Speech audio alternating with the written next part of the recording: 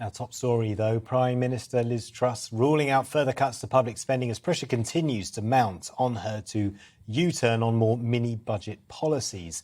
Her leadership came under more scrutiny during a meeting of the 1922 committee, where she was accused of trashing the last 10 years of work done by the Conservatives. Well, reports also suggest she's facing more calls to reverse or delay a rise in corporation tax, which is due in April.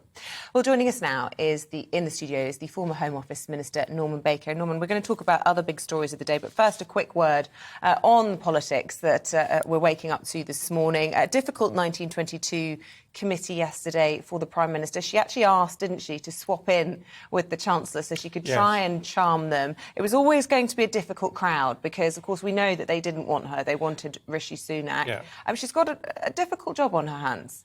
Well, she's got an almost impossible job, and she's made it a lot worse by the way that she and the Chancellor have started off their time in office.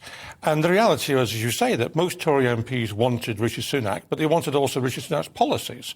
And she's being forced bit by bit to reverse what she wants and to adopt what he would himself have introduced. And it's not going to end well, I don't think.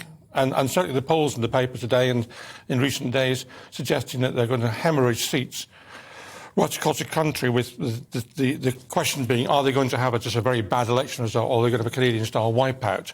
I mean, these are horrendous times for Tory MPs. I'm glad I'm not one of them.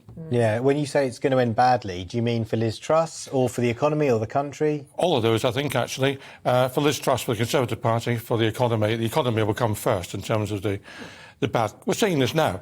And I listened to Prime Minister's Question Time yesterday, and I find it unbelievable that Liz Truss was trying to blame this all on Putin or something, some external events, on world events.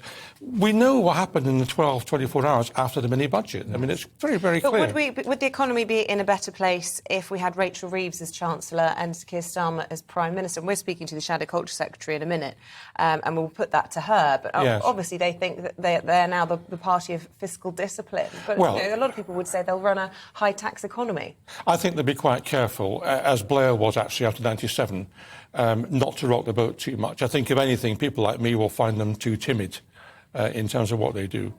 So I think they'd be a much safer pair of hands. Rachel Reeves would be a much safer pair of hands. But whether she'd actually be able to deal with the huge issues we've got facing us is another matter.